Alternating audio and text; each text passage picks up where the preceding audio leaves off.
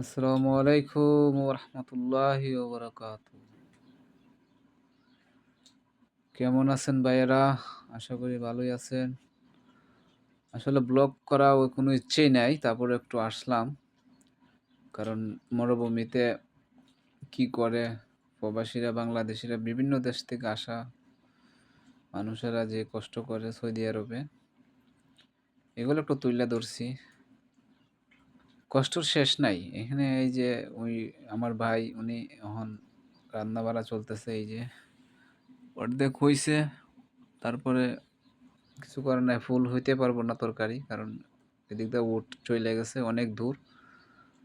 উট অনেক দূর চলে গেছে, এখন উট আনতে হইব, কারণ অন্য দিক দিয়ে চলে যাইব উট। ঠিক আছে, উট চলে গেছে, এই যে উট অনেক দূর চলে গেছে।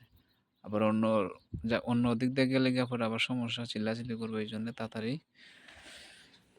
রুটি আর সালন সাথে মুরগি আছে, ওইটা খাইয়ে যাইব। ঠিক আছে, এখানে আছে হাজি, চার হাজি এখানে উপস্থিত আছে। ওনারা মসজিদে গেছে জুম্মা পড়ার জন্য। আমরাও ঠিকঠাক আছি, নামাজ পড়ছি। এখন কিছু হালকা পাতলা খাবো। আশা করি সবাই ভালো আছেন।